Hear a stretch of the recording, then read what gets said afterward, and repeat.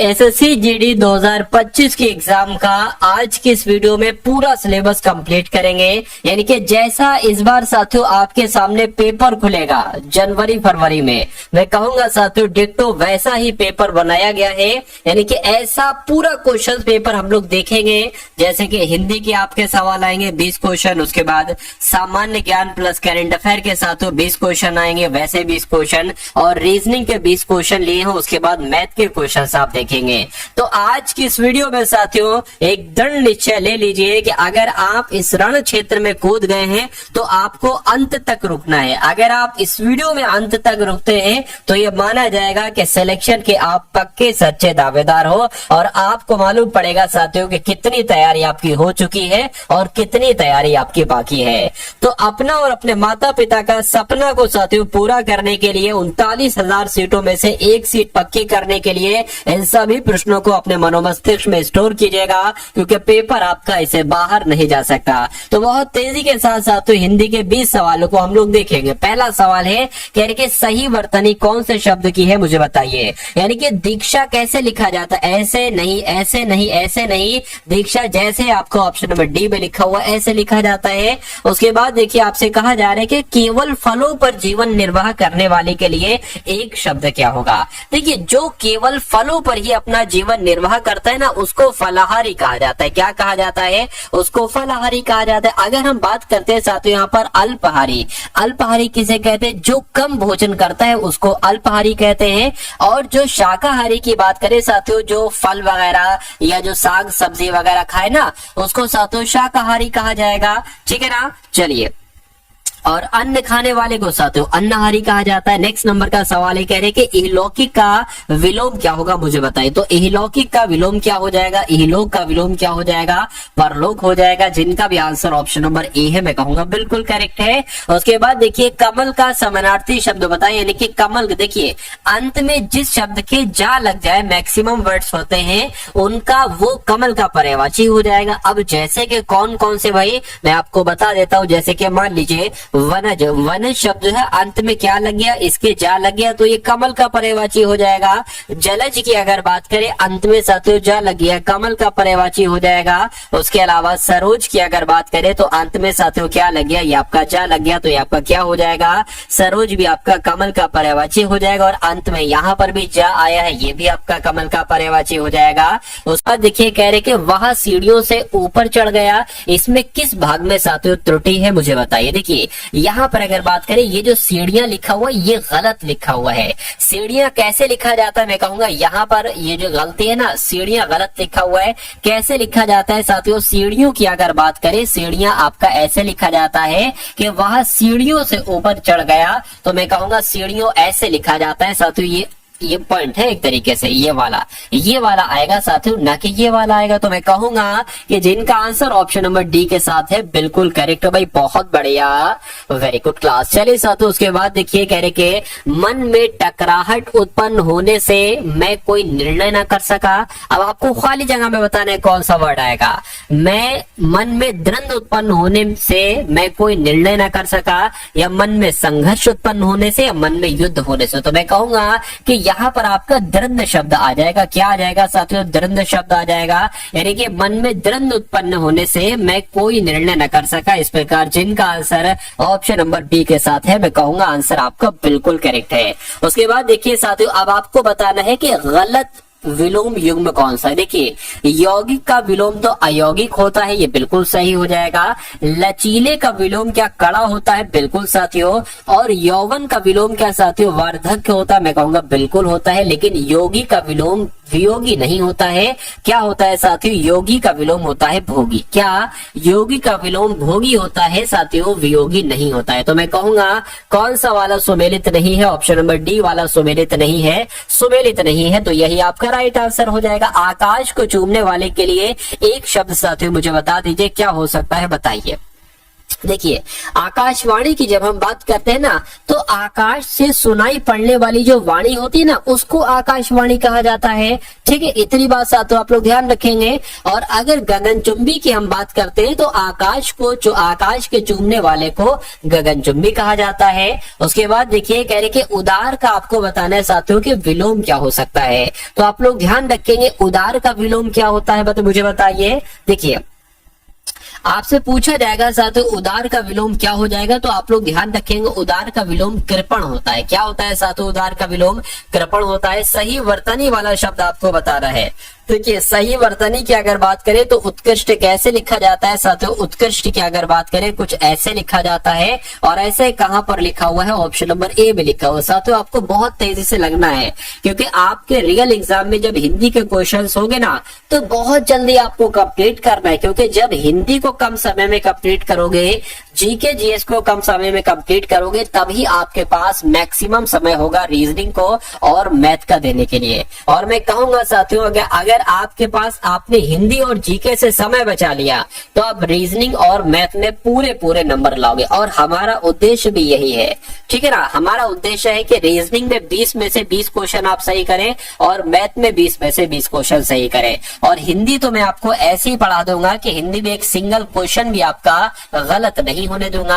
हाँ, अगर साथियों 4-5 क्वेश्चन जीके जीएस में गलत हो जाते हैं या आपको नहीं आते हैं तो कोई दिक्कत नहीं, कम से कम इतनी तैयारी मैं आपको करवा दूंगा 14 सवालों की, कि भाई 20 में से आप 14 सवाल बिल्कुल करेक्ट करके आ जाए अपने एग्जाम में। ठीक है ना। तो अगर आपने साथियों सोच लिया है कि भाई इस बार साम दाम दंड व भेद, यानी कि हर एक तरीके से मुझे सिलेक्शन लेना है, चाहे मुझे दिन रात एक करना पड़े, तो साथियों मैं तैयार हूं आपके सिलेक्शन दिलाने के लिए। लेकिन मेहनत आपको मेरे तरीके से करना होगी। डेली एक क्लास आएगी साथियों, रोजाना किसी भी समय ये क्लास आ सकती है। तो आप चैनल से साथियों जुड़े रहेंगे, टच में रहेंगे, और जैसे वीडियो आए तुरंत उसको साथियों एक तरीके से अपने पूरी वीडियो को अपने मनोमस्तिष्क में स्टोर कर लिया, पूरी वीडियो को आपने समझ लीजिए घोल कर पी लिया। आपका सिलेक्शन कोई छीन नहीं सकता, कोई दुनिया की ताकत आपका सिलेक्शन साथियों कराने से आपका नहीं रोक सकती, क्योंकि आप मेहनत करोगे, मेहनत आपसे मैं कराऊंगा। देखिए, कह रहे कि रंग लाना, इसका मतलब क्या होता है साथियों? परिवर्तन होना नहीं, धाक जमना नहीं, प्रभाव उत्पन्न होना। बिल्कुल साथियों, रंग लाना, ठीक है, प्रभाव उत्पन्न होना, ये आपका बिल्कुल सही जवाब हो जाएगा। अगला सवाल देखिए, आपसे यहाँ पर कहा जा रहा है कि मुझे गिलानी है कि मैं अपनी दावत में सम्मिलित नहीं हो सकूंगा, या मुझे खेद है, या मुझे शोक है, या मुझे हर्ष है। तो इस खाली जगह में साथियों खेद शब्द आ जाएगा, यानी कि मुझे खेद है कि मैं आपकी दावत में, अपनी नहीं आपकी दावत में सम्मिलित नहीं हो सकूंगा। उसके बाद देखिए, सही वर्तनी वाला शब्द बताइए, यानी कि पदार्थ की अगर बात करें तो पदार्थ तो साथियों आप और हम ऐसे लिखते हैं, और ऐसे कहां पर लिखा हुआ है? ऑप्शन नंबर सी में लिखा हुआ है। तो जिनका आंसर यहाँ पर ऑप्शन नंबर सी है, मैं कहूंगा बिल्कुल करेक्ट है। उसके बाद देखिए, कह रहे कि साथियों हिमालय का समानार्थी शब्द क्या होगा, मुझे बताइए। तो हिमालय की जब हम बात करते हैं ना, देखिए हिमालय की जब हम बात करते हैं तो हिमालय को तो साथियों हिमगिरी भी कहा जाता है। क्या हिमालय की अगर बात करें तो हिमगिरी भी कहा जाता है, हिमालय को साथियों पर्वत राज भी कहा जाता है, और हिमालय की अगर बात करें साथियों तो हिमालय को नगराज भी कहा जाता है। तो आपका राइट आंसर अगर है ऑप्शन नंबर सी के साथ, तो मैं कहूंगा कि आंसर आपका बिल्कुल करेक्ट है। साथियों, अगर आपने अभी तक इस वीडियो को लाइक नहीं किया है तो मैं आपसे रिक्वेस्ट करूंगा कि कम से कम वीडियो को तो लाइक कर दीजिए, क्योंकि वीडियो को लाइक करने से आपका कुछ नहीं जाता, लेकिन मुझे बहुत कुछ मिल जाता है, कि मुझे मालूम पड़ जाता है कि हाँ भाई इतने बच्चों में से इतने बच्चों ने वीडियो को लाइक किया है, वीडियो को प्यार दिया है। ठीक है, इससे मेरा मोटिवेशन और साथियों ऊपर चला जाता है, और मैं अगली वीडियो और अच्छे तरीके से आपके सामने पेश करता हूं। अब यहाँ पर अगर बात करें चैनल को साथियों, आपने अभी तक अगर सब्सक्राइब नहीं किया है तो चैनल को भी साथियों तुरंत आप लोग सब्सक्राइब कर लीजिए, क्योंकि सब्सक्राइब अगर आप कर लेंगे तो एसएससी जीडी में आधा सिलेक्शन आपका ऐसे ही हो जाएगा। फिर खाली आपको साथियों सिर्फ अच्छे तरीके से पढ़ाई करना है और सिलेक्शन लेकर अपने माता पिता का सपना पूरा करना है। अब इस सवाल को अगर बात करें, कह रहे कि राम खूब कसरत करता है, क्यों? क्योंकि वह पहलवान बन जाए, इसलिए। यानी कि क्या आएगा यहाँ पर, कि इसलिए कि वह पहलवान बन जाए, या क्योंकि वह पहलवान बन जाए, या ताकि वो पहलवान बन जाए, या इससे वो पहलवान बन जाए। मैं कहूंगा यहाँ पर जो बिल्कुल शुद्ध शब्द आएगा वो ताकि आना चाहिए। यानी कि राम खूब कसरत करता है ताकि वो पहलवान बन जाए, तो ताकि यहाँ पर सबसे सटीक शब्द लग रहा है और यही आपका राइट आंसर हो जाएगा। छली का विलोम आपसे यहाँ पर साथियों पूछा जा रहा है, मुझे बताइए। देखिए धूर्त की अगर बात करें ना साथियों के धूर्त का विलोम क्या होगा, तो धूर्त का विलोम भद्र होता है। कपटी की अगर बात करें साथियों, कपटी का विलोम क्या होता है, तो कपटी की अगर बात करें साथियों निष्कपट होता है। क्या होता है? निष्कपट होता है। और निश्चल की अगर बात करते हैं साथियों, तो आपको ये ध्यान रखना है कि छली का विलोम निश्चल हो जाएगा और निश्चल का विलोम साथियों छली हो जाएगा। ये आपको साथियों मालूम होना चाहिए। निष्फल की अगर बात करें, निष्फल का विलोम फल हो जाएगा। चलिए भाई, उसके बाद देख लीजिए नेक्स्ट नंबर का सवाल है, कह रहे कि दाहिना हाथ होना। अब इस मुहावरे का मतलब आपसे पूछा जा रहा है कि दाहिना हाथ होना, इसका मतलब क्या होता है? कि धोखा देना नहीं। कहते नहीं भाई, अरे तुम तो मेरे राइट हैंड हो, तुम तो मेरे दाहिने हाथ हो, तो धोखा देना उसका मतलब थोड़ी ना होता है। दुश्मन होना उसका मतलब नहीं होता है। बहुत सहायक होना या चापलूसी करना, चापलूसी करना भी उसका मतलब नहीं होता है। अरे भाई तुम तो मेरे राइट हैंड हो, यानी कि मेरे दाहिने हाथ हो, यानी कि बहुत सहायक हो, तुम मेरे लिए मेरी बहुत मदद करते हो। उसके बाद देखिए अगला सवाल है, कह रहे कि किसी के पीछे पीछे चलने वाले के लिए एक शब्द क्या होगा साथियों, मुझे बताइए। चलिए देखिए, जो भविष्य में आने वाला हो ना, जो भविष्य में आने वाला हो साथियों, उसको क्या कहा जाएगा? उसको आगामी कहा जाएगा। ठीक है ना, उसको क्या कहा जाएगा साथियों? उसको आगामी कहा जाएगा। इतनी बात आप लोग ध्यान रखेंगे। और अगर बात करें किसी के पीछे पीछे चलने वाले को क्या कहा जाता है, तो अनुगामी कहा जाता है। ये आप सभी लोगों को साथियों मालूम होना चाहिए, ध्यान रखना है। चलिए उसके बाद देख लेते हैं नेक्स्ट नंबर का सवाल है, कह रहे कि अनंत किसका पर्यायवाची है, मुझे बताइए। तो अनंत की अगर बात करें ना, अनंत साथियों आकाश को कहा जाता है। आकाश को साथियों नभ कहा जाता है, गगन कहा जाता है, अंबर कहा जाता है, व्योम कहा जाता है। ये सब आपसे पूछे जाते हैं आकाश के पर्यायवाची, अनंत के पर्यायवाची। ठीक है ना। यहाँ पर अगर पर्वत की बात करते हैं ना, तो पर्वत को साथियों अचल कहा जाता है, क्योंकि वो चल नहीं सकता। पर्वत को अचल कहा जाएगा। पर्वत को साथियों क्या भूधर कहा जाएगा। क्या साथियों? भूधर भी किसको कहा जाएगा? पर्वत कहा जाएगा। देव की अगर साथियों बात करते हैं, देव को अमृत, अमर भी तो कहते हैं, देव को अमर कहते हैं। और देव की अगर बात करें साथियों, गीर्वाण भी कहते हैं। क्या साथियों? गीर्वाण भी कहते हैं। और समुद्र की अगर बात करें, तो समुद्र को साथियों सागर कहते हैं। क्या कहते हैं? सागर कहते हैं।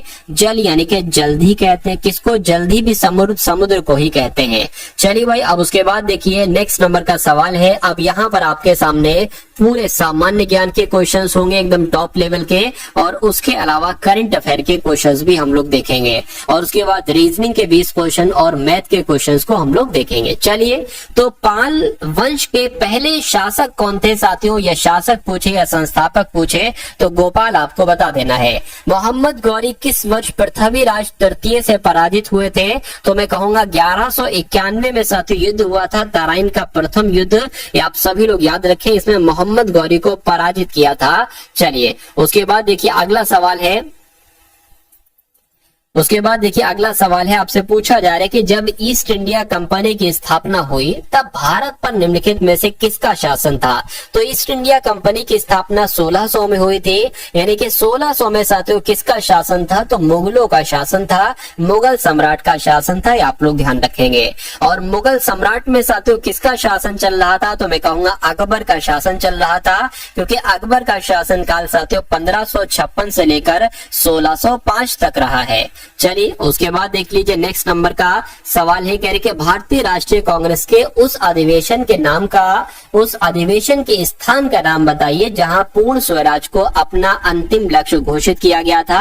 राइट आंसर आपका साथियों क्या होगा? तो मैं कहूंगा वो तो लाहौर अधिवेशन में हुआ था। यानी कि भारतीय राष्ट्रीय कांग्रेस के लाहौर अधिवेशन की जब हम बात करें तो लाहौर अधिवेशन में ही पूर्ण स्वराज को अपना अंतिम लक्ष्य घोषित किया गया था। उसके बाद देखिए अगला सवाल है, कह रहे कि अलीगढ़ मुस्लिम विश्वविद्यालय की स्थापना किसने की थी? तो सर सैयद अहमद खान की अगर बात करते हैं साथियों, इन्होंने 1875 में, कब? इन्होंने 1875 में साथियों मोहम्मदन एंग्लो ओरिएंटल कॉलेज की स्थापना की थी। बाद में इसका नाम साथियों क्या हो गया? अलीगढ़ मुस्लिम विश्वविद्यालय हो गया। ठीक है ना, यानी कि 1920 में साथियों ये हुआ था। इसका नाम कब चेंज हुआ था? मोहम्मदन एंग्लो ओरिएंटल कॉलेज से जो अलीगढ़ मुस्लिम विश्वविद्यालय हुआ था ना, 1920 में हुआ था। इसकी स्थापना 1875 में की गई थी। चलिए भाई, उसके बाद देखिए कह रहे कि सविनय अवज्ञा आंदोलन का मुख्य उद्देश्य क्या था, मुझे बताइए।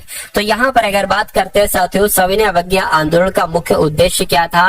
कि अगस्त कथन के विरुद्ध नहीं, गोलमेज सम्मेलन के विरुद्ध नहीं, विंस्टन चर्चिल की प्रतिक्रियावादी उकाम विरुद्ध नहीं साथियों, नमक कर के विरुद्ध सविनय अवज्ञा आंदोलन शुरू किया गया था। महात्मा गांधी जी के द्वारा शुरू किया गया था। उसके बाद देखिए कह रहे कि संयुक्त राज्य अमेरिका ने किस वर्ष दूसरे विश्व युद्ध में प्रवेश किया था? तो मैं कहूंगा जो दूसरा विश्व युद्ध था ना साथियों, ये 1939 से लेकर 1945 तक चला था और अमेरिका ने इसमें जो एंट्री ली थी वो 1941 में ली थी। कब ली थी? 1941 में ली थी। उसके बाद देखिए कह रहे कि भारतीय संविधान के अनुच्छेद 19 में कौन सा अधिकार शामिल है? तो जब हम बात करते हैं साथियों अनुच्छेद 19 की, तो आप लोग ध्यान रखेंगे वाक और अभिव्यक्ति स्वतंत्रता का अधिकार अनुच्छेद 19 में दिया गया है। आप लोगों को मालूम होना चाहिए। अगला सवाल है आपकी स्क्रीन पर, कह रहे कि लोकसभा में सदस्यों के द्वारा निजी विधेयक पेश करने की सूचना अवधि क्या होती है? तो क्या होती है साथियों? 1 माह होती है। आंसर आपका ऑप्शन नंबर ए हो जाएगा। उसके बाद देखिए कह रहे कि निम्नलिखित में से कौन सा अनुच्छेद धन विधेयक को परिभाषित करता है? ये मैं आपको कई बार बता चुका हूं, कई बार आपके एग्जाम में भी पूछा जा चुका है और आने वाले एग्जाम में भी साथियों आपसे पूछा जा सकता है। इसलिए मैं आपको बता देता हूं, धन विधेयक की अगर बात आए तो अनुच्छेद 110 आप लोग ध्यान रखेंगे। उसके बाद देखिए आपसे पूछा जा रहा है भारतीय जनता पार्टी की स्थापना साथियों कब हुई थी? तो 1980 में भारतीय जनता पार्टी की स्थापना हुई थी। किसकी? भारतीय जनता पार्टी की स्थापना साथियों 1980 में हुई थी। आप सभी लोगों को मालूम होना चाहिए। चलिए, और भारतीय जनता पार्टी के नेता की अगर बात करें साथियों, नेता कौन है? तो मोदी जी इसके कौन है? मोदी जी इसके नेता है भारतीय जनता पार्टी के। अगला सवाल है, कह रहे कि अंतरराष्ट्रीय चावल अनुसंधान संस्थान साथियों कहां पर स्थित है? तो ये फिलीपींस की राजधानी मनीला में। कहां पर है साथियों? फिलीपींस की राजधानी मनीला में है। नेक्स्ट नंबर का सवाल है, कह रहे कि भारत और श्रीलंका को अलग करने वाली जल राशि कौन सी है? तो भारत और श्रीलंका को अलग करने वाली जल राशि कौन सी है साथियों? पाक जल संधि। कौन सी है साथियों? पाक जल संधि। लेकिन अगर आपसे पूछा जाए कि जो 10 डिग्री चैनल है ना, ये 10 डिग्री चैनल साथियों छोटा अंडमान और निकोबार को अलग करता है, और 8 डिग्री चैनल की जब हम बात करते हैं तो ये साथियों मालदीव को और लक्षद्वीप को अलग करता है। तो ये जो इंपॉर्टेंट फैक्ट मैंने आपको बतलाए हैं ये आप लोग बहुत अच्छे से याद रखेंगे। दक्षिण भारत का मैनचेस्टर किसे कहा जाता है? क्वेश्चन आपसे बहुत पूछा जाता है, मुझे बताइए। देखिए अगर आपसे पूछ लिया जाए कि उत्तर भारत का क्या, अगर आपसे पूछ लिया जाए कि उत्तर भारत का मैनचेस्टर किसे कहा जाता है, तो आपका आंसर क्या होना चाहिए भाई? कानपुर होना चाहिए। यानी कि उत्तर भारत का मैनचेस्टर तो कानपुर को कहा जाता है। लेकिन अगर आपसे पूछ ले साथियों कि दक्षिण भारत का मैनचेस्टर किसे कहा जाता है, तो साथियों कोयम्बटूर को कहा जाता है। किसे कहा जाता है? कोयम्बटूर को कहा जाता है। यानी कि दक्षिण भारत का मैनचेस्टर कोयम्बटूर को कहा जाता है। यह आपका बिल्कुल करेक्ट आंसर हो जाता है भाई। बहुत बढ़िया, वेरी गुड क्लास। चलिए, अगर आपसे सिर्फ ये पूछ ले कि भारत का मैनचेस्टर किसे कहा जाता है, तो भारत का मैनचेस्टर किसे कहा जाएगा?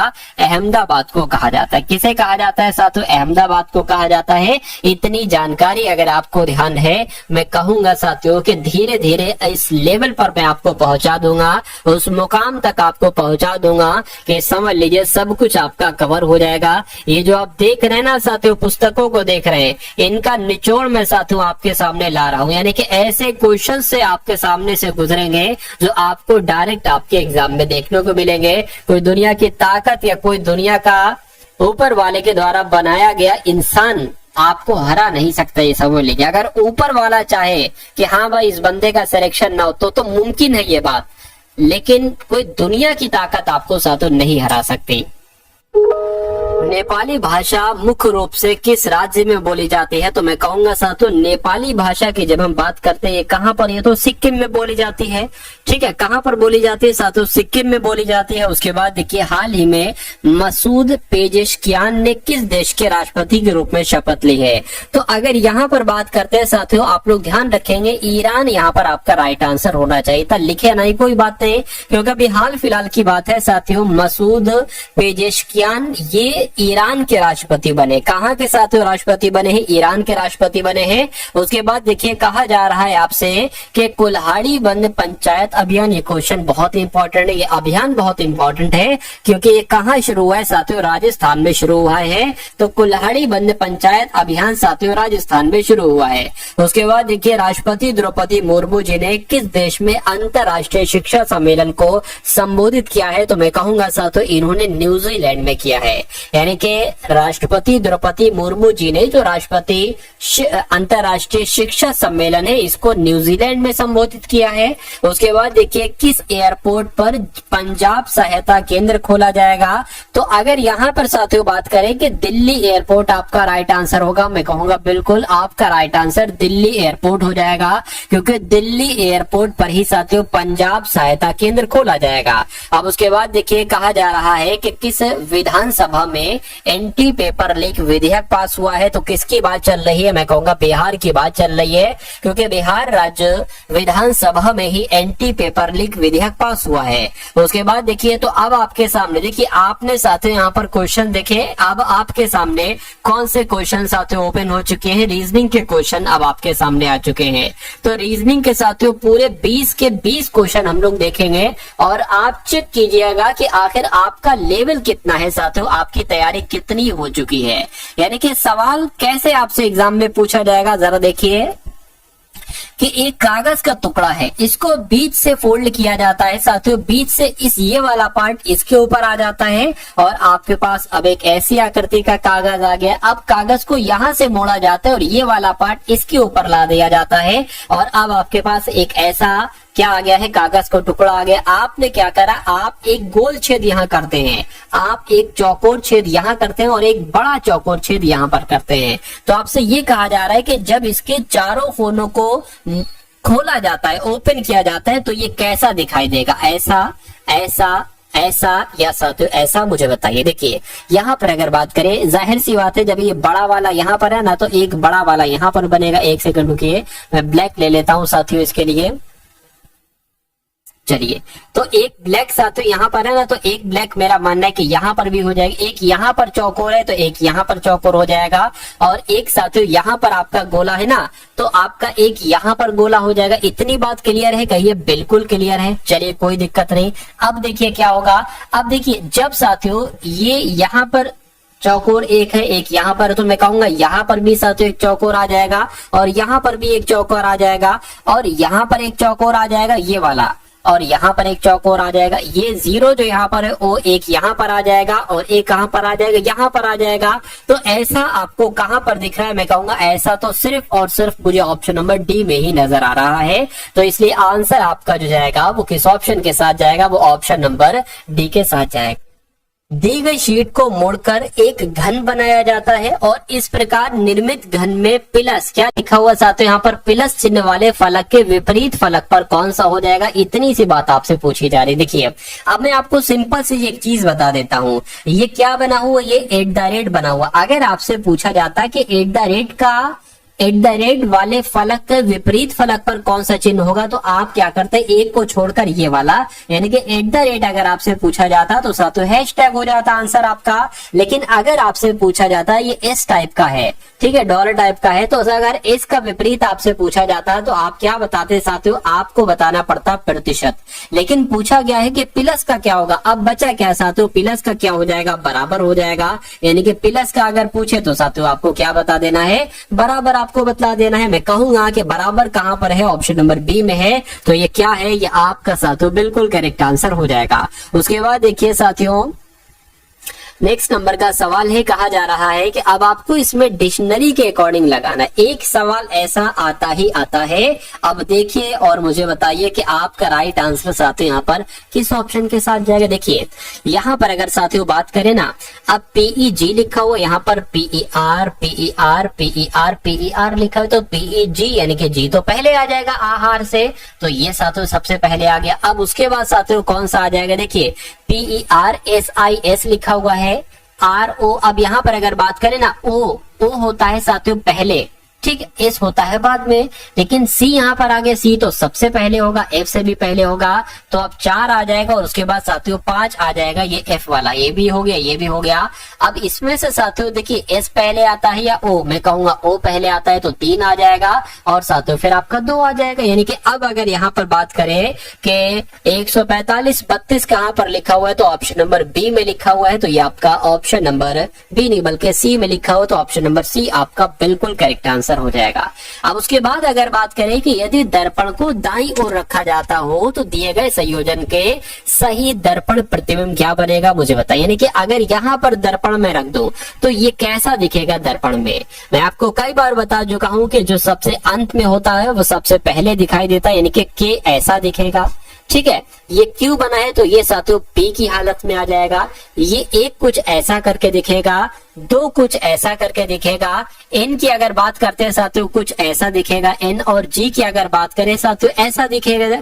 तो आपको ये बताने के ऐसा कहां पर साथियों आपको नजर आ रहा है, देखिए चलिए के हो गया, पी हो गया, ये एक है क्या, चलिए एक बना दिया, ये भी नहीं, तो कोई सा नहीं मिसमैच कर रहा है, ठीक है। यहाँ पर के किसी में है ही नहीं, तो मैं कहूंगा या तो ये गलत है या ऑप्शन गलत है। खैर कॉन्सेप्ट जो मैंने आपको बताया है वही कॉन्सेप्ट आप लोग ध्यान रखेंगे। 2 चीजें, जो सबसे अंत में होगा वो सबसे पहले दिखेगा, ठीक है। चलिए उसके बाद देखिए अगला सवाल है, और अगर बात करते हैं जैसे कि बी, अगर बी का मुंह इस तरफ है तो दर्पण में ये इसका इस तरफ दिखेगा, लेकिन ए का जैसे है ना ए वैसा ही दर्पण में दिखेगा।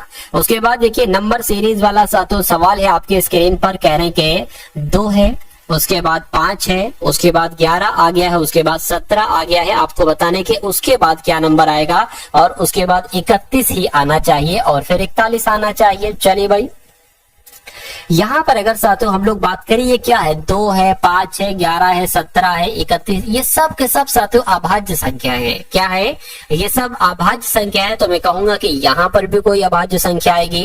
यानी कि अगर साथियों यहाँ पर हम लोग बात करते हैं कि 17 के बाद अभाज्य संख्या तो 19 आती है, लेकिन 19 कहीं ऑप्शन में नहीं दे रखी है। क्या 21 अभाज्य संख्या नहीं, 25 अभाज्य संख्या नहीं, 29 अभाज्य संख्या तो है, लेकिन 29 से पहले 23 भी अभाज्य संख्या है, तो यहाँ पर 23 आएगा। चलिए तो इस प्रकार जिनका भी आंसर ऑप्शन नंबर डी के साथ है, मैं कहूंगा आंसर आपका बिल्कुल करेक्ट हो जाएगा। अब उसके बाद देख लीजिए अगले नंबर का साथियों सवाल आपके स्क्रीन पर है, देखिए सवाल को और बता दीजिए राइट आंसर आपका क्या होगा। कह रहे कि LAYOUT को WRRVDI लिखा जाता है, तो उसी कूट भाषा में CHETAK को क्या लिखा जाएगा, मुझे बताइए। देखिए यहाँ पर अगर हम लोग ऐसा करते लिख ही लेते हैं, जैसे कि L जो होता है ना 12 पर होता है, A 1 पर होता है, Y साथियों 25 पर होता है, O 15 पर होता है, U 21 पर होता है, T 20 पर होता है, और यहाँ पर इसको लिख लेते हैं साथियों W 23 पर होता है, R 18 पर होता है, फिर R 18 पर होता है, V 22 पर होता है साथियों, D 4 पर होता है, I 9 पर होता है। अब यहाँ पर आपको देखना है कि कितने कितने साथियों नंबर जो है ना वो आगे बढ़ रहे हैं, बस इतनी सी बात आपको देखना है। और साथियों आपको कोई दिक्कत कोई परेशानी महसूस नहीं होना चाहिए। देखिए यहाँ पर से तो अच्छा खासा बड़ा, यहाँ से भी बहुत बड़ा, यहाँ से भी अच्छा, यहाँ पर एकदम से कम हो गया। एक काम साथियों आप ये करिए कि इस 20 की अगर बात करें ना तो ये 20 से 23 हो जाता है, यानी कि यहाँ पर 3 बढ़ा दिया गया है। ये 21 से 18 हो गया है, तो अब साथियों 3 घटा दिया गया है, यानी कि यहाँ पर 3 बढ़ाया, यहाँ पर 3 घटाया। ये 15 से 18 हुआ, फिर से साथियों 3 बढ़ा दिया गया। 25 से 22 हुआ, यानी कि फिर से 3 घटा दिया गया।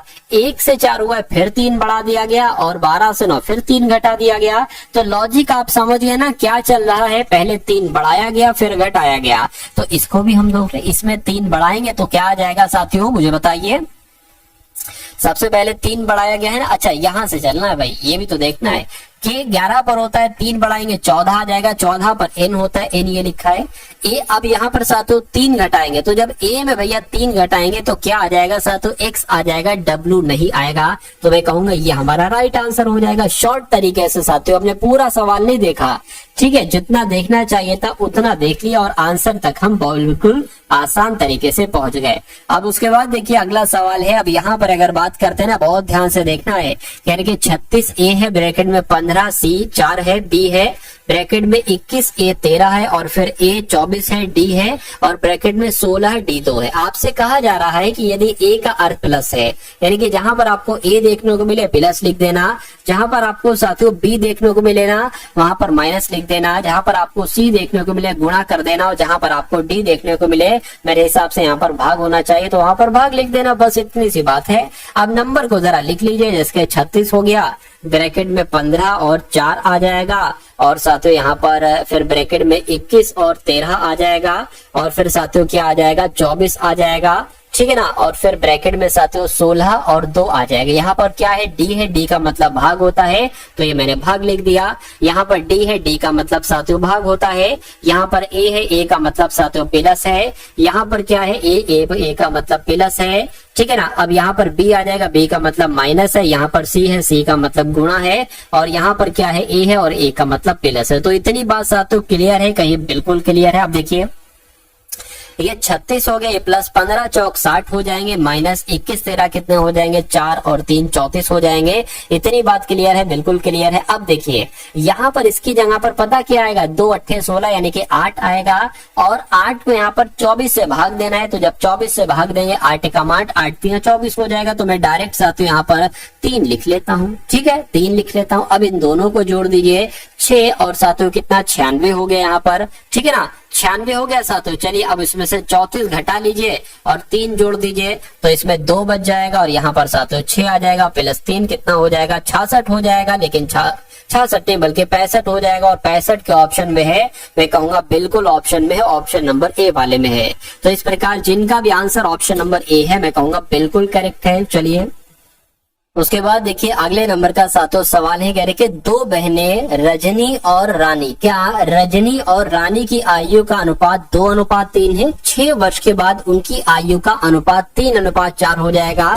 तो कह रहे कि रजनी की वर्तमान आयु साथियों आपसे यहाँ पर पूछी जा रही है। देखिए ये सवाल कहने को तो मैथ के चैप्टर का है, लेकिन ये सवाल रीजनिंग के सेक्शन में भी आपसे पूछा जा सकता है, और ये डिक्टो सवाल पूछा जाएगा। बस फर्क क्या होगा साथियों, फर्क की जब हम बात करें तो फर्क सिर्फ जो अनुपात है ना ये चेंज हो जाए, बस बाकी और सब कुछ सेम रहेगा, नाम थोड़ा बहुत हो सकता हो चेंज हो जाए। इस सवाल को आप कैसे करेंगे, देखिए 2 बहनें हैं रजनी और रानी, इनका आयु का अनुपात कितना है 2x और कितना है साथियों 3x है। रजनी की आयु 2x है तो रानी की आयु 3x है। कह रहे कि 6 वर्ष के बाद, तो इसमें 6 जोड़ दीजिए, 6 जोड़ दीजिए दोनों में। कह रहे कि 6 वर्ष के बाद उनकी आयु का अनुपात 3:4 हो जाता है, यानी कि 3:4 हो जाता है। तो कह रहे कि रजनी की वर्तमान आयु क्या होगी, तो रजनी की साथियों आयु कितनी है 2x है, यानी कि 2x का मान आपसे पूछा जा रहा है। तो x का मान यहां से निकाल लीजिए, फिर 2x का बहुत आराम से निकल जाएगा। देखिए 4 दूना 8 हो जाएगा, यानी कि 8x हो गया, 6 चौक 24 हो जाएगा, बराबर साथियों 3x की अगर बात करें 3 गुणा 3 9x हो जाएगा, 6 3 18 हो जाएगा। ठीक है, ये आपका साथियों 9x आ गया, ये बराबर के उधर है 8x, इधर आएगा तो माइनस का हो जाएगा 8x। अब देखिए ये साथियों 24 है इधर, ये बराबर के उधर 18, इधर आएगा तो माइनस का हो जाएगा। अब 8 9x में से 8x जाएगा साथियों, x बराबर कितना बचेगा 24 में से 18 गया 6 बचेगा। यानी कि अब अगर बात करें रजनी की वर्तमान आयु आपसे पूछी जा रही है, और रजनी की वर्तमान आयु 2x है। जब x बराबर 6 है तो 2x बराबर साथियों क्या हो जाएगा 2 गुणा 6 हो जाएगा, यानी कि 12 वर्ष साथियों रजनी की उम्र निकल कर आएगी। तो 12 वर्ष आपका राइट आंसर हो जाएगा। अगर आपसे पूछता कि रानी की वर्तमान उम्र कितनी है, तो साथियों 3x है, यानी कि 3 गुणा 6 हो जाता, तो मैं कहता 18 वर्ष रानी की वर्तमान उम्र है। तो ये कॉन्सेप्ट साथियों आप लोग ध्यान रखेंगे, कॉन्सेप्ट आपके एग्जाम में जरूर पूछा जाता है। चलिए मैं उसके बाद देखिए पूरे 20 क्वेश्चन लिए हैं, एक ना कम एक ना ज्यादा, यानी कि 20 के 20 अगर ऐसे क्वेश्चन आते रहे हैं तो आप कितने क्वेश्चंस बिल्कुल सही कर पाते हैं, ये एक बार मुझे कमेंट सेक्शन में आप लोग जरूर बताइएगा। देखिए कह रहे कि 6 से 22 हुआ है, ठीक है, 22 से 70 हुआ है, 70 से 214 हुआ है, 214 से यहाँ पर कौन सा नंबर होगा और उस नंबर के बाद 1942 ही आना चाहिए। तो इसको साथियों हम थोड़ा सा पता करने की कोशिश करते हैं कि भाई यहाँ पर क्या है। अभी मुझे भी नहीं पता है कि यहाँ पर आखिर लॉजिक क्या लगा है। हम कोशिश करेंगे, ट्राई करेंगे, एक नंबर के बाद दूसरा नंबर कैसे आया है और ट्राई करेंगे। तो आपको पता है कि ट्राई करने वालों की कभी हार नहीं होती, यानी कि कोशिश करने वालों की कभी हार नहीं होती है। देखिए 6 से 22 कैसे हुआ है, अगर आप देखना कि कभी भी एकदम गैप बहुत ज्यादा होने लगे तो वहां पर गुणा का इस्तेमाल किया, वहां पर प्लस नहीं होगा कि ये भाई यहाँ पर 18 प्लस कर दिया या 16 प्लस कर दिया, नहीं, वहां पर गुणा होगा। तो 6 से जरा सा 22 की अगर बात करें नजदीक लाने के लिए हम इसकी 3 से गुणा कर दें और इसमें 4 जोड़ दें, 6 3 18 प्लस 4 22 हो जाएगा। उसी प्रकार इसकी 3 से की है तो इसकी 3 से करेंगे, कितना हो जाएगा, 66 हो जाएगा, 22 3 66 हो जाएगा। इसमें भी अगर 4 जोड़ देते हैं तो 70 आ जाएगा, ठीक है ना। अब 70 की गुणा भी हमें 3 से ही करना पड़ेगी, कितना हो जाएगा, 7 21 यानी कि 210 हो जाएगा। तो 210 में अगर 4 जोड़ दो तो 214 आ जाता है। अब 214 की भी हमें 3 से गुणा करना पड़ेगी, साथियों करा लीजिए, यहाँ पर कोई दिक्कत नहीं। 4 3 12, 3 1 3 और 1 4, 3 दूना कितना हो जाएगा, 6 हो जाएगा। तो इसमें साथियों आपको 4 जोड़ना पड़ेगा, क्या जोड़ना पड़ेगा, 4 जोड़ना पड़ेगा, तो 646 हो जाएगा। मैं कहूंगा बिल्कुल 646 यहाँ पर आ जाएगा। अभी हमें नहीं पता ये आंसर हमारा सही है या नहीं सही है, इसको चेक करने के लिए वैसे तो आप लगा सकते हो कि 646 आंसर हो जाए, लेकिन अगर आपको अभी भी शक है कि 646 होगा या नहीं होगा तो आप साथियों इसकी गुणा 3 से कराइए 646 की, उसमें 4 जोड़ दीजिए। अगर ये आ जाता है तो आपका वो आंसर हो जाएगा। वैसे मैं कहूंगा कि भाई इतनी आपने यहाँ पर देखा तो यही आंसर ही होगा। इसको चेक करके साथियों करके आपको अगले नंबर के क्वेश्चन पर बढ़ जाना है। यहाँ पर साथियों क्या लिखा हुआ है, भाई आकृति नहीं है, कागज को काटने पर यहाँ पर कोई आकृति होना चाहिए थी, आकृति लगाना वो भूल गया साथियों टाइपिस्ट, कोई दिक्कत नहीं है। चलिए अगले नंबर का साथियों सवाल है, कह रहे कि फ्लोट को ROU लिखा जाता है, ठीक है भैया, फ्लोट को साथियों ROU लिख दिया। उसके बाद कह रहे कि CLAIM को OAV लिखा जाता है। तो आपको बताने कि ARMED को क्या लिखा जाएगा, देखिए और मुझे बताइए कि आपका राइट आंसर यहाँ पर साथियों किस ऑप्शन के साथ जा सकता है। चलिए देखिए यहाँ पर अगर साथियों बात करें ना, F जो होता है साथियों वो 6 पर होता है और L कितने पर होता है, 12 पर होता है।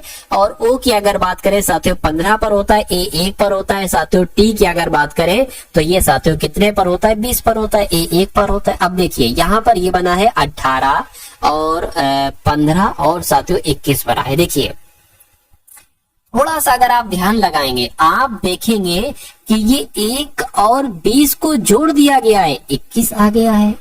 6 और 12 को जोड़ दिया गया है, 18 आ गया है।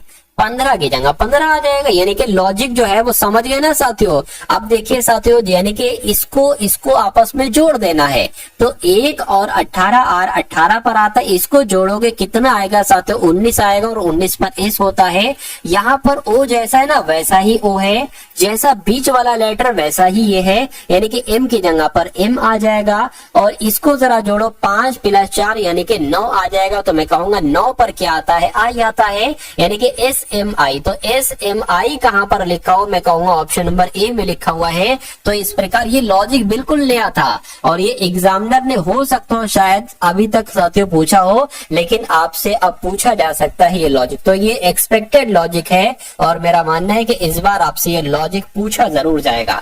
चलिए भाई उसके बाद देखिए कह रहे कि विटीकल्चर का संबंध अगर अंगूर से है तो फ्लोरिकल्चर का संबंध साथियों किससे होगा, मुझे बताइए। देखिए असल में होता ऐसा है कि अंगूर के उत्पादन को विटीकल्चर कहा जाता है। क्या कहा जाता है, विटीकल्चर कहा जाता है।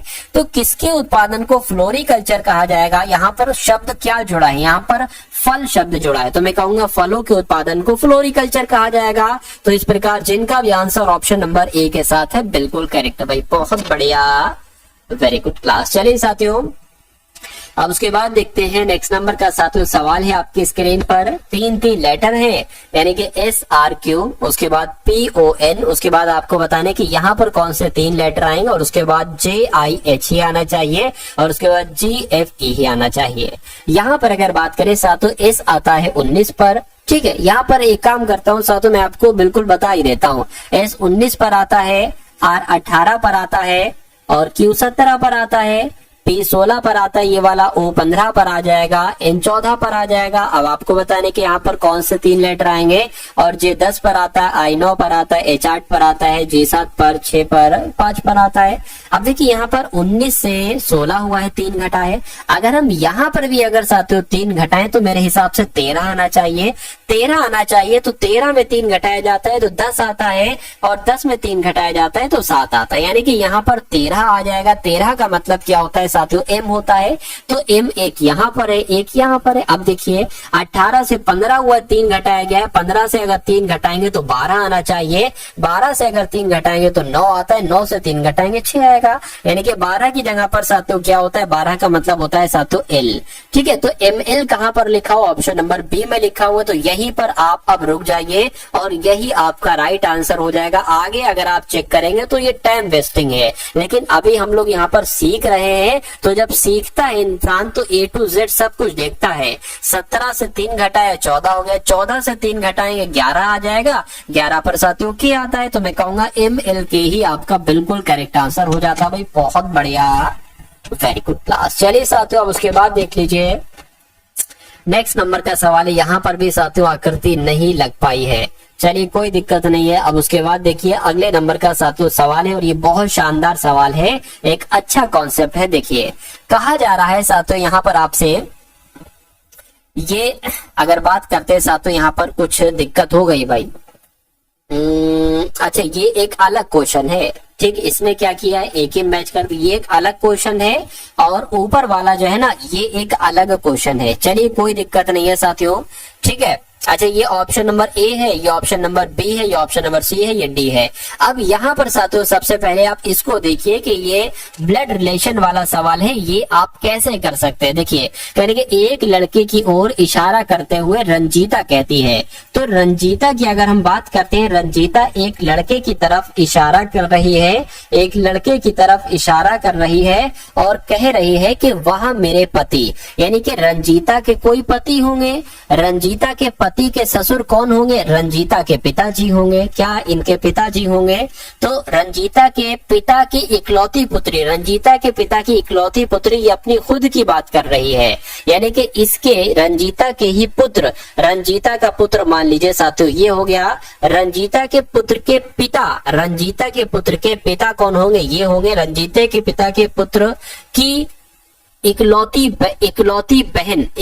बहन मान लीजिए साथियों ये हो गई, ठीक है ना। यानी कि रंजीता के पति की बहन का पुत्र, तो का पुत्र कौन हो गया साथियों, ये हम मान लेते हैं, ठीक। यही तो है, इस लड़के के बारे में बताया जा रहा है कि भैया रंजीता के पति की बहन का पुत्र है, ये लड़का है। तो पूछा क्या जा रहा है कि उस लड़के की माँ का रंजीता से, रंजीता के पति से क्या संबंध है, आपसे यहाँ पर पूछा जा रहा है। देखिए उस लड़के की माँ का, यानी कि इस लड़के की अगर माँ की बात करें, इस लड़के की माँ का रंजीता के पति से क्या संबंध है, रंजीता के पति से क्या संबंध है, यानी कि इस लड़के की माँ ये हो जाएंगी, तो ये अपने भाई को ही भाई कहेंगी। तो पति से क्या संबंध है इसकी, रंजीता के, तो ये साथियों अपनी बहन इसको कहेगा, बहन कहेगा, तो मैं कहूंगा बहन आपका बिल्कुल करेक्ट आंसर हो जाएगा। तो आपका राइट आंसर साथियों जो जाएगा वो किस ऑप्शन के साथ जाएगा, मैं कहूंगा ऑप्शन नंबर डी के साथ जाएगा। क्वेश्चन बहुत एक तरीके से स्ट्रॉन्ग क्वेश्चन था, स्ट्रॉन्ग कॉन्सेप्ट था साथियों ये। अब हम लोग साथियों इस सवाल को देख लेते हैं कि ये सवाल भी एक तरीके से साथ में ही मिक्स कर दिया गया, इसमें कोई दिक्कत नहीं है साथियों। कहा गया है साथियों आपको बताने की इंग्लिश डिक्शनरी के अकॉर्डिंग साथियों कैसे क्या होगा, यानी कि सबसे पहले कौन सा लेटर आएगा, तो ACO लिखा हुआ, ACA लिखा हुआ, ACC, ACC, ACT लिखा हुआ, तो मैं कहूंगा ये सबसे पहले आएगा 2 वाला, ठीक है। उसके बाद साथियों क्या आ जाएगा यहाँ पर, अब यहाँ पर ACO है, ये नहीं आएगा, ACC, ACCO, ACCE वाला आ जाएगा, तो यानी कि 3 आ जाएगा यहाँ पर, ये वाला भी हो गया। अब साथियों कौन सा आ जाएगा देखिए जरा, ठीक है। अब साथियों देखिए ये है आपका ACC और ये ACT हो जाएगा, तो यही आ जाएगा, 4 वाला आ जाएगा। अब बचा क्या साथियों, अब बचा क्या, ACO आएगा, ये ACT आएगा, तो ACO आएगा यानी कि ये आ जाएगा, और फिर 5 वाला आ जाएगा। तो 234 15 कहां पर लिखा हुआ है, ऑप्शन नंबर ए में लिखा हुआ है, ऑप्शन नंबर ए में लिखा हुआ है। तो ये क्या होगा, ये आपका साथियों बिल्कुल करेक्ट आंसर हो जाता है भाई। बहुत बढ़िया, वेरी गुड क्लास। चलिए अब उसके बाद देख लीजिए साथियों, नेक्स्ट नंबर का सवाल है आपकी स्क्रीन पर। इसको देखिए साथियों और मुझे बताइए कि आपका अगला सॉल्यूशन इसका क्या होगा। यानी कि यहां पर आपसे कहा यह गया है कि भैया 7 से 113 बनाया गया है। यहां पर कहा गया है कि 15 से 481 बनाया गया है। तो आपको बताना है 11 से कौन सा नंबर बनाया जा सकता है। साथियों देखिए और मुझे बताइए, यहां पर एक कॉन्सेप्ट लगा है कि 7 से 113 कैसे बनाया गया है। तो 7 से अगर आप देखिए, इसमें लॉजिक क्या लगा है, कॉन्सेप्ट क्या लगा है। अगर हम इसका स्क्वायर कर देते हैं, यानी कि इस 7 का अगर स्क्वायर कर देते हैं और उसमें 2 से गुणा कर देते हैं, तो ये 49 गुणा 2 कितना हो जाता है, मैं कहूंगा साथियों 98 हो जाएगा। लेकिन ये 113 है, तो साथियों हमें क्या करना पड़ेगा, इसके डबल से, यानी कि साथियों हमें क्या करना पड़ेगा, इसका डबल इसमें जोड़ देना पड़ेगा। यानी कि इसमें साथियों 114 जोड़ देना पड़ेगा। तो ये कितना हो जाएगा, ये 12 हो गया, और ये साथियों 10 11 112 है। लेकिन फिर भी हमें 1 जोड़ना पड़ेगा, तो ये 113 मिलेगा। ठीक है ना। अब इसकी अगर बात करें साथियों, 11 से हमें क्या नंबर मिलेगा, हमने इसमें क्या किया था, पहले उस नंबर का स्क्वायर कराया था और फिर उसकी गुणा साथियों 2 से कर दी थी। यानी कि 121 गुणा 2 कितना आ जाएगा, 242 आ जाएगा। इतनी बात क्लियर है क्या, ये बिल्कुल क्लियर है। देखिए उसके बाद साथियों इसका डबल से हमने उसको जोड़ दिया था, यानी कि यहाँ पर 22 जुड़ जाएगा और उसमें भी हमने 1 जोड़ दिया था, तो 242। और ये कितना हो जाएगा, ये साथियों 4 5 5 यहाँ पर आ गया, और ये आपका साथियों 2 4 यहाँ पर 6 हो गया, और ये 2 हो गया, यानी कि 265 साथियों 11 से बन जाएगा। तो 265 के ऑप्शन में है, मैं कहूंगा बिल्कुल ऑप्शन में है, ऑप्शन नंबर सी वाले में है। चलिए भाई अब उसके बाद देख लीजिए, नेक्स्ट नंबर का सवाल है। इस सवाल को साथियों देखिए और मुझे आंसर बताइए कि आखिर इस सवाल का जवाब क्या हो सकता है। चलिए देखिए, कहने के सभी चूहे कुत्ते हैं, तो मान लेते हैं साथियों ये क्या हो गए, ये चूहे हो गए, और कह रहे कि सभी चूहे जो है ना, सभी चूहे कुत्ते हैं, सभी चूहे कुत्ते हो गए। उसके बाद कह रहे कि कुछ चूहे मुर्गियां हैं, तो मान लेते हैं साथियों इतने चूहे, क्या इतने चूहे कौन हो जाएंगे साथियों, इतने चूहे मुर्गियां हो गई, इतने चूहे मुर्गियां हो गई। अब निष्कर्ष को देखिए और मुझे बताइए कि कौन सा निष्कर्ष सही है, कौन सा निष्कर्ष गलत है। कह रहे कि कुछ चूहे कुत्ते हैं, कुछ चूहे कुत्ते हैं, यहाँ पर तो सभी चूहे कुत्ते हैं। ठीक है, सभी चूहे कुत्ते हैं, तो कुछ चूहे कुत्ते हैं, ये गलत नहीं हो सकता, ये सही हो जाएगा।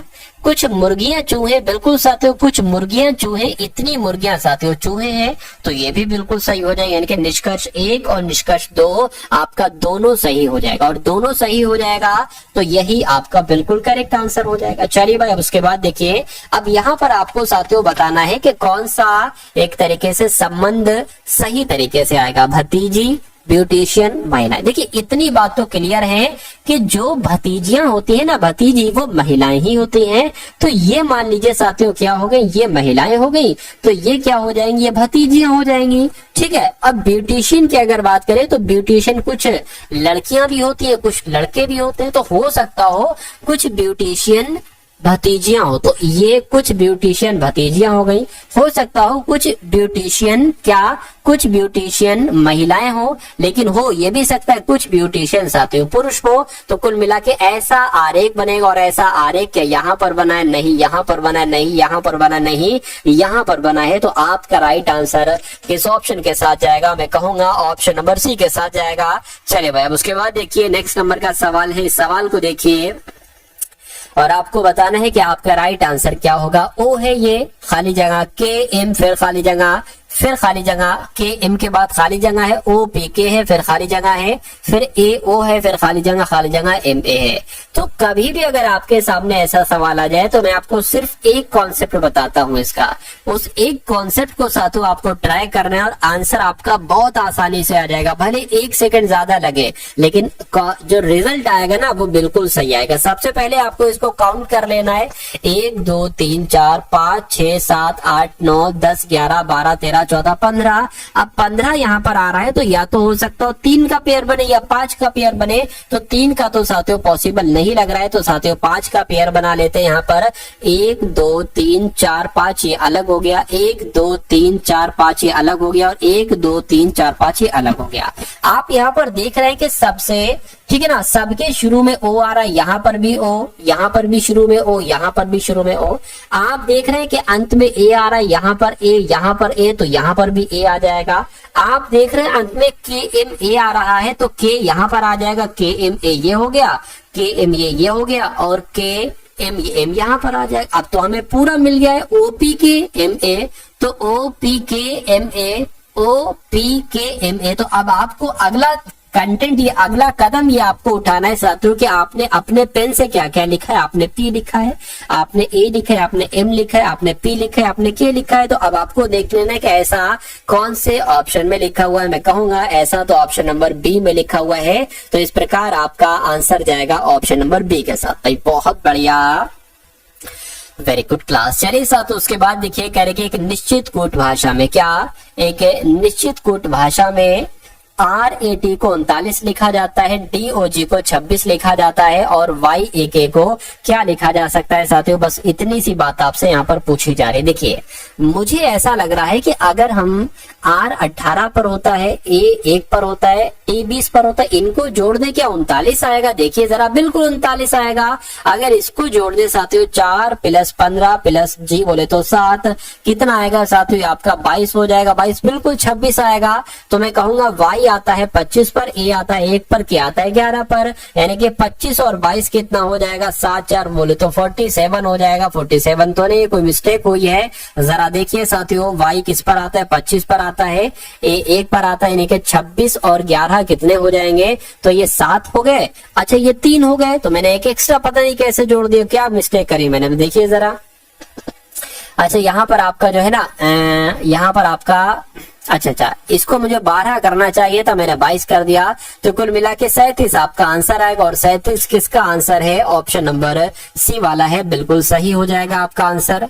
अब उसके बाद देखिए साथियों आपके सामने अब मैथ के क्वेश्चन यहाँ पर शुरू हो चुके हैं। सभी साथियों एकदम टॉप लेवल के सभी क्वेश्चंस हैं। तो इन 10 सवालों को देखेंगे, बहुत अधिक नहीं, इन 10 सवालों को साथियों देखेंगे और मेरा मानना है कि पूरी मैथ के सबसे टॉप लेवल के ये 10 सवाल होंगे।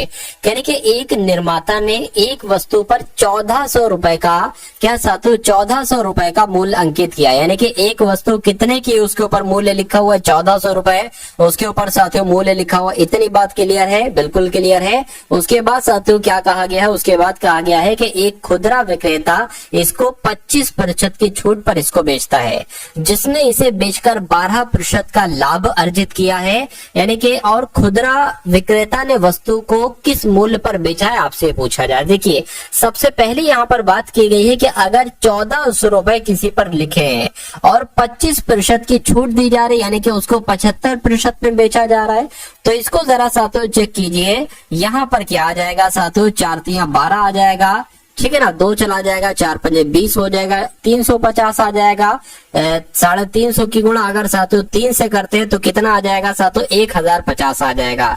यानी कि कहने का मतलब यह है कि जब 1400 रुपए की वस्तु को 25% छूट के साथ बेचा जाता है तो वो 1050 की बिकती है, लेकिन कह रहे हैं कि जिसने इसे बेचकर 12% का लाभ अर्जित किया, यानी कि अब जो है ना, अब इस पर साथियों 12% का लाभ लिया जा रहा है, तो इसको 112% में बेचा जा रहा है। तो बस इसको कैलकुलेट कर लो, आपका आंसर आ जाएगा। तो खुदरा विक्रेता ने वस्तु को किस मूल्य पर बेचा है साथियों बता देंगे। 0 से ये 0 कैंसिल हो जाएगा, 5 दूना 10, 5 एकम 5 हो जाएगा, 5 दूना 10 हो जाएगा, 2 से कट करे साथियों 2 पंजे 10, 2 छंग 12, यानी कि 21 गुणा 56 की साथियों कर लो, 21 गुणा ठीक है। 56 गुणा 21 आपने यहाँ पर कर लिया, यहाँ पर आ जाएगा 6 दूना 12 आपका आ जाएगा, 5 दूना 10 और आपका 11 आ जाएगा, यानी कि 6 आ गया, 7 आ गया, 1 आ गया। तो मैं कहूंगा साथियों 1176 आपका यहाँ पर बिल्कुल करेक्ट आंसर हो जाएगा।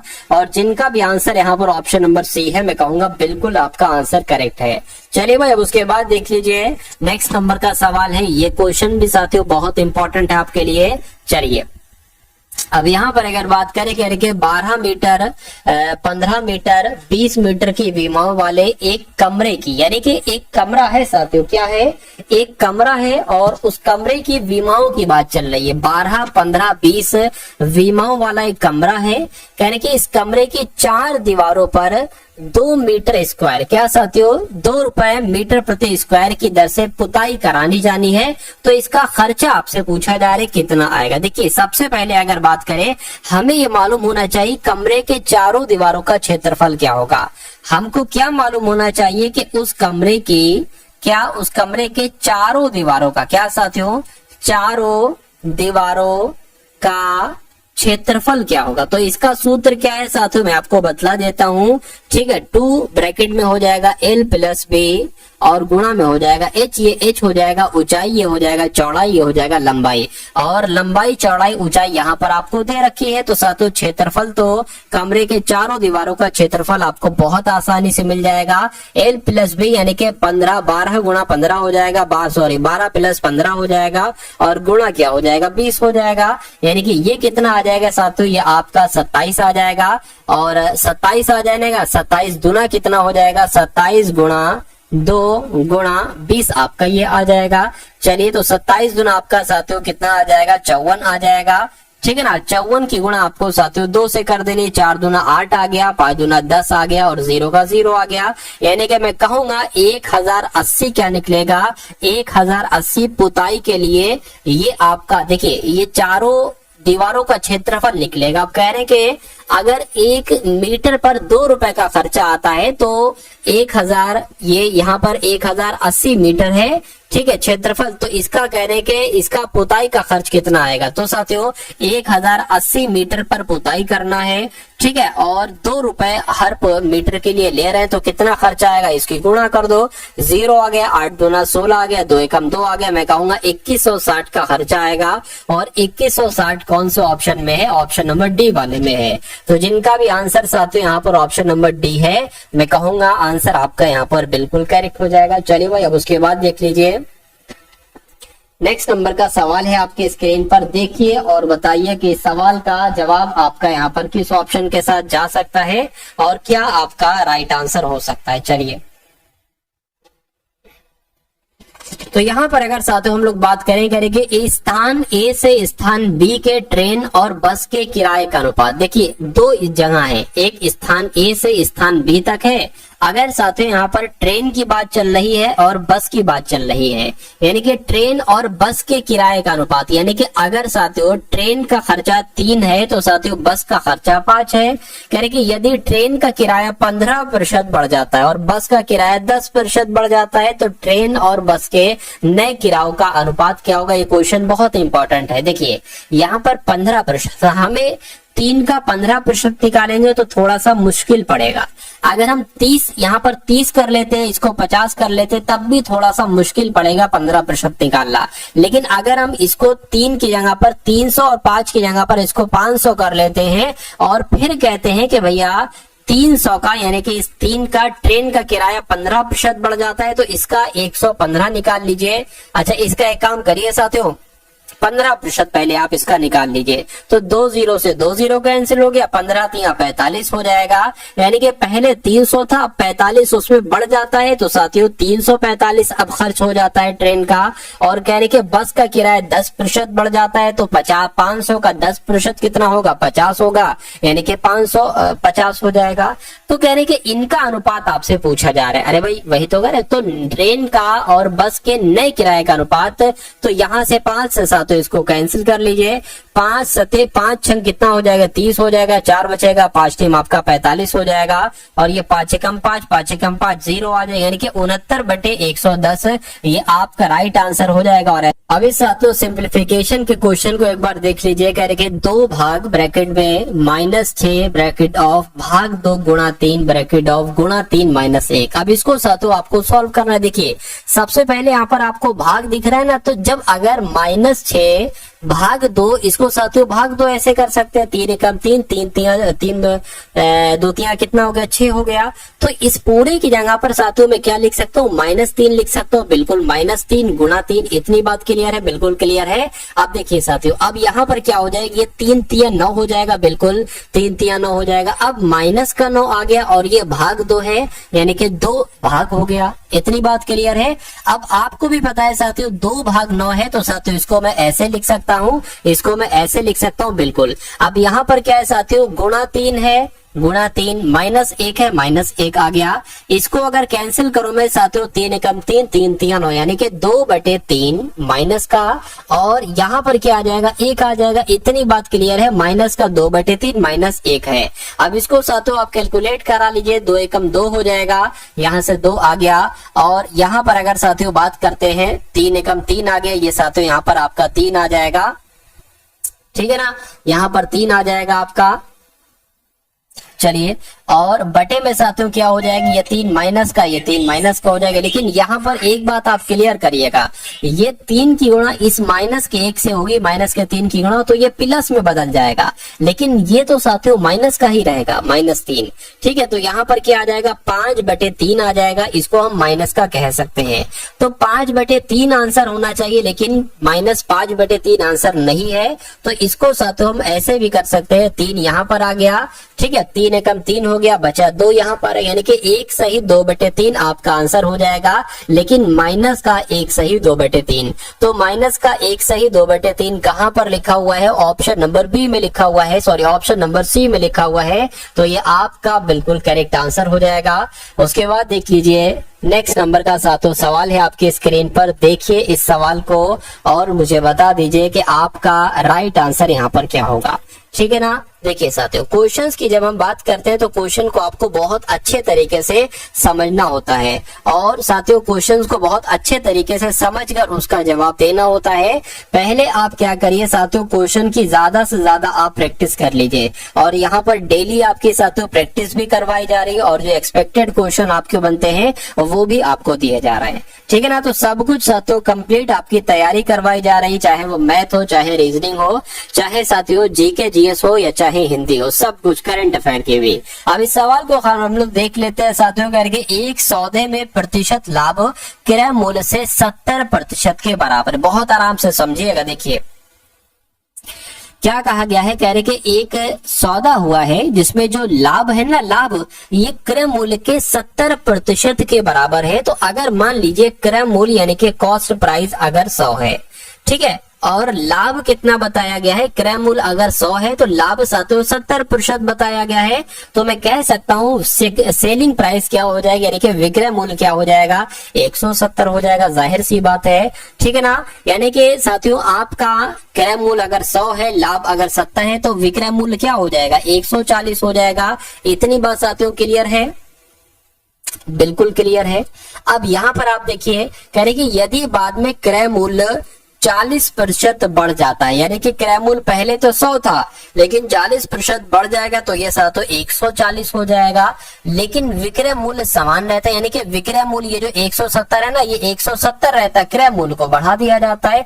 तो लाभ कितना होगा, तो लाभ की अगर बात करें साथियों, यहाँ पर आप देख पा रहे हैं 170 में से 140 जाएगा, कितना लाभ हुआ है, तो मैं कहूंगा साथियों एक तरीके से 30 बड़ा है, ठीक है ना। अरे भाई 50 60 70 30 बड़ा है, ठीक है। तो 30 को प्रतिशत में बदल लीजिए, 140 नीचे आ जाएगा, इस 0 से आपका ये 0 कैंसिल हो जाएगा, ये 50 आ जाएगा, ये 7 आ जाएगा, यानी कि 3 पंजे कितना हो जाएगा 15, 150 बटे ये 7 आपका आ गया। इसको कैलकुलेट कर लीजिए, 7 दूना 14 हो गया, ठीक, 1 जाएगा, 7 एकम 7 हो गया, 3 बचेगा, पॉइंट लगाए, 0 बड़ा 7 चौक 28 हो गया, यानी कि मैं कह सकता हूँ 21.4, क्या 21.4। और अगर और इसको कट करें साथियों तो यहाँ पर 3 आ जाएगा, ठीक है ना। यहाँ पर क्या आ जाएगा साथियों 3 आ जाएगा। तो अब आपसे कहा यह गया था कि तो दोनों प्रतिशत लाभों का अंतर क्या होगा। पहला लाभ क्या था, पहला लाभ 70% था, दूसरा लाभ क्या है, 21.43% है, तो दोनों का अंतर करा लीजिए, यानी कि 70 में से 21.43 को साथियों घटा दीजिए। क्या दिक्कत है, कोई दिक्कत नहीं है साथियों। कितना बचेगा, 10 में से 3 जाएगा 7 बचेगा, 9 में से 4 जाएगा साथियों, ये आपका 5 बच जाएगा। और यहाँ अब पता क्या हो जाए, ये 69 अब हो गया, 1 ले लिया है ना, तो साथियों यहाँ पर 9 में से 1 जाएगा, 8 बचेगा, और 6 में से यहाँ पर साथियों 4 जाएगा। मैं कहूंगा 48.57 आपका बिल्कुल करेक्ट आंसर हो जाएगी। अच्छा क्वेश्चन था, अच्छा कॉन्सेप्ट था इसका। तो इस प्रकार आंसर आपका जो जाएगा वो किस ऑप्शन के साथ जाएगा साथियों, ऑप्शन नंबर सी के साथ जाएगा। चलिए भाई, अब उसके बाद देख लीजिए नेक्स्ट नंबर का सवाल है। देखिए सवाल को और बताइए कि आपका राइट आंसर यहाँ पर किस ऑप्शन के साथ जा सकता है। कह रहे कि एक दुकानदार एक रेफ्रिजरेटर के अंकित मूल्य पर 12% की शुरुआती छूट देता है, रियासती मूल्य पर 17% की छूट देता है। यदि अंकित विक्रय मूल्य 21,912 है, ठीक है ना, 21,912 है, तो अंकित मूल्य, ठीक है, अंकित मूल्य ज्ञात कीजिए। अंकित मूल्य आपसे पूछा जा रहा है। देखिए मान लीजिए अंकित मूल्य x है, ठीक है। अब इस x मूल्य पर मान लीजिए अंकित मूल्य x है, इस पर 2 छूटें दी जाती है। एक तो 12% की जब छूट दी जाएगी, यानी कि इसको 88% में बेचा जाएगा। उसके बाद एक छूट और दी जा रही है 17% की, यानी कि इसको 83% में बेचा जाएगा। जब ये 2 छूटें दी जाती हैं तो इसका मूल्य कितना हो जाता है, 21,912 हो जाता है। ये पूरा सवाल में साथियों कहा गया है। तो आपको अंकित मूल्य ज्ञात करना है, यानी कि साथियों आपको x का मान ज्ञात करना है। x का मान आप ज्ञात कर लोगे, आपका आंसर आ जाएगा बहुत आराम से, ठीक है। 29,912 यहाँ पर, सॉरी 21,912 यहाँ पर लिख दिया, ठीक है। अब इसको जरा कट कर लो, 4 दूना 8, 4 दूना 8, इसको कट करोगे तो साथियों ये 25 आ जाएगा। यानी कि एक काम आप ये करते हो, x बराबर साथियों 21,912 गुणा ये 25 की गुणा इससे हो जाएगी, 25 आ गया, और 100 की भी गुणा भी सही इससे हो जाएगी। बटे में आपका क्या आ जाएगा, बटे में आपका आ जाएगा 22 गुणा 83। क्या आ जाएगा, 22 गुणा 83 आ जाएगी। इतनी बात क्लियर है, बिल्कुल क्लियर है। अब एक काम करिए साथियों, इसको थोड़ा सा मैं जगह बनाता हूं। देखिए 2 एकम 2, 2 एकम 2, 2 एकम 2 0 आएगा, 2 नीम 18, 2 पंजे 10, 2 छंग 12 हो गया। इसको अगर 11 से कट करें, 11 एकम 11, ठीक है, 11 नीम कितना हो जाएगा साथियों, 99 हो जाएगा। कितना बचेगा, 10 बचेगा, ये 105 हो जाएगा। फिर से 11 नीम 99 हो जाएगा। फिर कितना बचेगा, 6 बचेगा, 66 हो जाएगा, 11 छंग 66 हो जाएगा। यानी कि अब आपके सामने आ गया है 986 गुणा 2500, और भाग में कितना आ जाएगा साथियों, 83 आ जाएगा। अब मुझे ऐसा लग रहा है साथियों कि जो 996 है ना, ये 83 से कटता है। तो कैसे कटता है साथियों, मैं कहूंगा साथियों, अगर हम बात करें 10 से अगर इसकी करें तो 830 हो जाएगा। अगर 83 की 12 से गुणा करते हैं तो कितना आ जाएगा, 6, 16 और 8 और 3 आ गया, यानी कि 6 आ गया, 9 आ गया। बिल्कुल साथियों, मैं कहूंगा ये 12 बार में कट जाएगा। तो अब आपको साथियों 12 की गुणा 2500 से कराना है, बस आपका आंसर आपके सामने आ जाएगा। 12 की गुणा 2500 से करा लीजिए। तो 12 की गुणा साथियों 25 में करा लेता हूँ, 00 बाद में जोड़ देंगे, 12 पंजे 60 हो जाएगा, 12 दूना 24 हो जाएगा, 0 आ गया, 9 आ गया, 2, यानी कि 2 0 लगा दिया। मैं कहूंगा 29,000 आपका राइट आंसर आ जाएगा। लेकिन 29,000 यहाँ पर है, यहाँ पर तो साथियों 29,000 नहीं है। फिर क्या करना है, फिर क्या कोई दिक्कत हो गई है साथियों, क्या हो गया मुझे बताइए। चलिए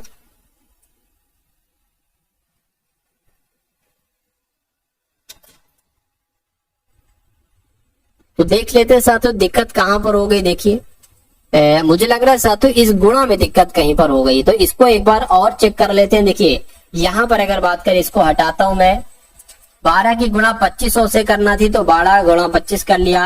यानी कि अगर बात करते हैं साथियों 5 दूना 10 आपका हो गया, 5 एकम 5 और आपका 6 हो गया, ठीक है। गुणा आपका आ गया, 12 दूना कितना हो गया, 24 आ गया, 0 आ गया, ये 10 आ गया, ठीक है, ये 3 आ गया और 2 0 थे, 2 0 मैंने लगा दिया, यानी कि ये तो 30,000 आ गया। तो 30,000 आपका यहाँ पर बिल्कुल सही जवाब हो जाएगा, ठीक है ना। तो थोड़ी सी साथियों मिस्टेक हो गई थी, कोई दिक्कत नहीं, उसको सुधार लिया गया है। अब नेक्स्ट नंबर का सवाल आप लोग देखेंगे और बताएंगे कि इस सवाल का जवाब आखिर यहाँ पर आपका क्या हो सकता है। कहा जा रहा है कि यदि एक गोले का व्यास, मान लीजिए ये एक गोला है और इसका व्यास जो है ना, व्यास वो कितना है, वो 56 सेंटीमीटर है, इसका पृष्ठीय क्षेत्रफल क्या होगा, ये इतनी सी बात आपसे पूछी जा रही है। तो गोले का पृष्ठीय क्षेत्रफल का सूत्र पता क्या होता है? गोले के पृष्ठीय क्षेत्रफल का सूत्र होता है साथियों 4 पाई आर स्क्वायर। तो साथियों 4 की जगह पर 4 आ जाएगा, पाई का मान साथियों 22/7 है, आर कितना है, अब देखिए ये 56 व्यास है, व्यास का आधा होता है, व्यास का आधा साथियों त्रिज्या होता है, तो इसका आधा कितना हो जाएगा साथियों 2 और 8 यानी कि 28 हो जाएगा। तो 28 गुणा 28 आपका यहाँ पर आ जाएगा, 7 एकम 7, 7 चौक आपका 28 हो जाएगा। 4 की गुणा 22 से करेंगे तो साथियों ये 88 आ जाएगा, और 28 की गुणा जब हम 4 से करेंगे तो साथियों 4 अट्ठे 32 आ जाएगा, 4 दूना 8 11, यानी कि 112 की गुणा आपको 88 से कराना है। बस आपका आंसर आपके सामने आ जाएगा, कोई दिक्कत कोई परेशानी आपको महसूस नहीं होना चाहिए, कोई दिक्कत नहीं। इसकी गुणा करा लेते हैं, 8 दूना 16 हो गया, 8 एकम 8 9 हो गया, 8 एकम 8 हो गया, फिर से यही आ जाएगा 9 6 9 8 आ गया, इसको जोड़ लीजिए साथियों, ये आपका 6 आ गया, ये आपका 15 आ गया, ठीक है ना, ये आपका साथियों 18 आ गया, ये आपका 9, यानी कि 9856 आ रहा है। तो 9856 कौन से ऑप्शन में है? मैं कहूंगा ऑप्शन नंबर ए वाले में है। तो जिनका भी आंसर यहाँ पर ऑप्शन नंबर ए के साथ है, मैं कहूंगा बिल्कुल करेक्ट आपका आंसर। अब उसके बाद देखिए आज की इस वीडियो का अंतिम क्वेश्चन है, और ये क्वेश्चन बहुत ध्यान से आपको करना है। क्या इस क्वेश्चन की अगर बात करें ना साथियों, बहुत ध्यान से सवाल को करना है, यानी कि दो संख्याओं का अनुपात 5:9 है, ठीक है ना। दो संख्याओं का अनुपात कितना है? 5:9 है। यदि उनका महत्तम समावर्तक साथियों कितना है? 14 है, ठीक है ना। तो उनका लघुत्तम समावर्तक कितना होगा? इतनी सी बात आपसे यहाँ पर पूछी जा रही है। देखिए और मुझे बताइए राइट आंसर आपका यहाँ पर क्या हो सकता है। चलिए भाई देखिए, अगर हम इसको साथियों करें कि अगर हम साथियों अनुपात की महत्तम समावर्तक से गुणा कराते हैं तो दोनों संख्याएं हमें मिल जाती हैं। तो यहाँ पर अगर बात करें साथियों कैसे संख्याएं हम निकालेंगे, 14 पंजे 70, ये तो साथियों पहली संख्या हो जाएगी। लेकिन अगर हम साथियों 14 गुणा 9 करेंगे तो ये 126 हो जाएगी। तो ये क्या दूसरी संख्या हो जाएगी? मैं कहूंगा बिल्कुल, यानी कि पहली संख्या 126 होना चाहिए, ठीक है। यानी कि मैं कहूंगा पहली संख्या गुणा दूसरी संख्या बराबर HCF, और LCM आपसे पूछा जा रहा है तो ये LCM और ये सूत्र हो जाएगा साथियों 14 एकम 14, 14 पंजे 70 हो जाएगा, यानी कि 126 की गुणा आपको 5 से कराना है। 5 छंग आपका 30 हो जाएगा, 5 दूना 10 और 1 13 हो जाएगा, 5 एकम 5 और 1 6 हो जाएगा, यानी कि 630 साथियों क्या हो जाएगा? ये आपका बिल्कुल करेक्ट आंसर हो जाएगा। और जिनका भी आंसर यहाँ पर 630 के साथ है, मैं कहूंगा आंसर आपका बिल्कुल करेक्ट है भाई, बहुत बढ़िया, वेरी गुड क्लास। तो कैसी लगी साथियों आपको एक क्लास? एक बार कमेंट सेक्शन में जरूर बताइएगा।